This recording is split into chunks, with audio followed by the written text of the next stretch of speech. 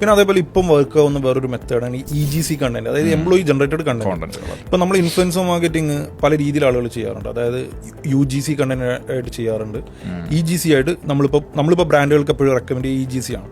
അതായത് അവരുടെ എംപ്ലോയീസ് പബ്ലിക്കിനോട് സംസാരിക്കുക, അവരുടെ ബ്രാൻഡിനെ പറ്റി, അവരുടെ സർവീസസിനെ പറ്റിയിട്ട് പബ്ലിക്കിനെ എഡ്യൂക്കേറ്റ് ചെയ്യുക. ഈവൻ ലീഡ് ആണെങ്കിലും ഒക്കെ ഇതൊന്നും എന്ത് ചെയ്യും, ഓട്ടോമാറ്റിക്കലി ജനറേറ്റ് ചെയ്യും. ഇതിൻ്റെ വേറൊരു പ്ലസ് പോയിന്റ് എന്താണെന്ന് വെച്ച് കഴിഞ്ഞാൽ ആ എംപ്ലോയീസിന്റെ ഫേസ് സ്വാഭാവികമായിട്ട് കസ്റ്റമറെ സംബന്ധിച്ച് റെക്കഗ്നൈസ് ആയി, എംപ്ലോയീസിന് വാല്യൂ കൂടും.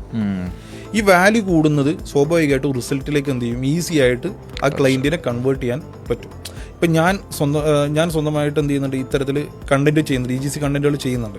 ഞാനൊരു കസ്റ്റമർ അറ്റൻഡ് ചെയ്യാണ്, ഞാൻ പറയുന്നത് അവർ കുറച്ചുകൂടെ വിശ്വാസ്യതയോടുകൂടെ എന്ത് ചെയ്യും, കേൾക്കും. അത് എപ്പോഴും നന്നായിട്ട് എന്ത് ചെയ്യും, വരും. അതേപോലെ തന്നെയാണ് പേഴ്സണൽ ബ്രാൻഡിങ്ങും. ഇപ്പം ഞാൻ എത്രത്തോളം പേഴ്സണൽ ബ്രാൻഡിങ് ചെയ്യുന്നു അത്രത്തോളം അക്സെപ്റ്റൻസ് എൻ്റെ ബ്രാൻഡിന് കിട്ടും. അതിന് ഏറ്റവും വലിയ ഉദാഹരണമാണ് നമുക്ക് പറയുന്നത് യൂസഫ് അലി എന്ന് പറയുന്നത്. മലയാളികൾക്ക് വേറെ ആരും നമ്മൾ ഉദാഹരണം പറയണ്ട.